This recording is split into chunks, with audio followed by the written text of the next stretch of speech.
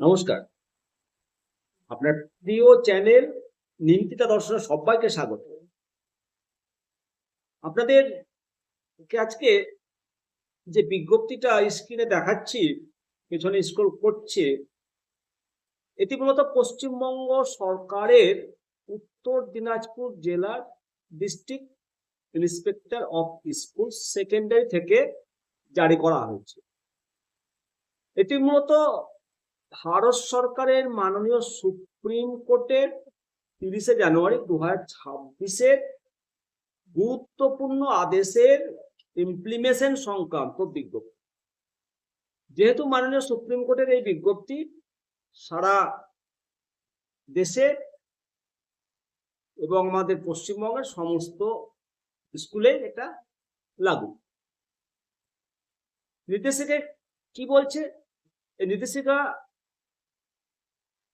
এই বিজ্ঞপ্তিটি মূলত ডক্টর জয়া ঠাকুর বনাম ভারত সরকারের রিট পিটিশন নাম্বার 1000 অফ 2022 মামলায় সুপ্রিম কোর্টের 30শে জানুয়ারি 2026 যে আদেশ, সেই আদেশের পরিপ্রেক্ষিতে এটা জারি হয়েছে। এবং এই বিজ্ঞপ্তি উত্তর দিনাজপুর জেলার সমস্ত জুনিয়র হাই, উচ্চ মাধ্যমিক এবং মাদ্রাসাতে এই বিজ্ঞপ্তি লাগু করার জন্য বলা হয়েছে। বিজ্ঞপ্তিতে কি বলা হয়েছে?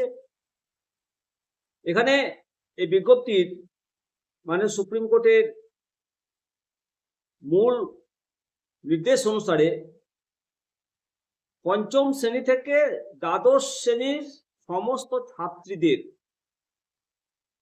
স্বাস্থ্য এবং পরিচ্ছন্নতার জন্য MHM এটা নিশ্চিত করতে হবে। সেজন্য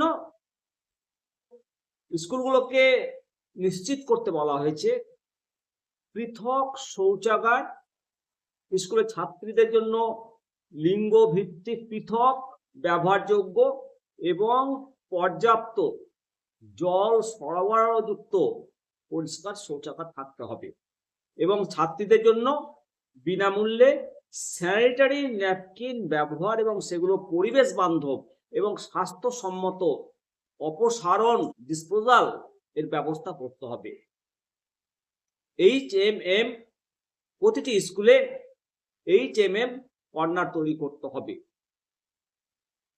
ছাত্রীদের স্বাস্থ্য এবং পরিচ্ছন্নতার নিয়ে সচেতনতা বৃদ্ধি এবং ভ্রান্ত ধারণা সংক্রান্ত যে প্রচলিত সংস্কারগুলো রয়েছে সেগুলো দূর করার জন্য উদ্যোগ নিতে হবে এবং এই নির্দেশ স্কুলগুলোকে সর্বোচ্চ গুরুত্ব দিয়ে এটা ইমপ্লিমেন্ট করার জন্য বলা হয়েছে। না, এটা ছাত্রীদের শিক্ষা এবং মর্যাদার অধিকারের সঙ্গে সরাসরি যুক্ত। অবশ্যই আপনাদের মতামত জানাবেন এবং অবশ্যই কমেন্ট সেকশনে কমেন্ট করবেন আর শেয়ার করুন, যাতে প্রতিটা স্কুল এবং অভিভাবক ছাত্রছাত্রীরা ব্যাপারটা জানতে পারে এবং বুঝতে পারে। ভালো থাকবেন। আসুন সবাই মিলে বলি বন্দে মাতরম, জয় হিন্দ, ভারত মাতা কি জয়।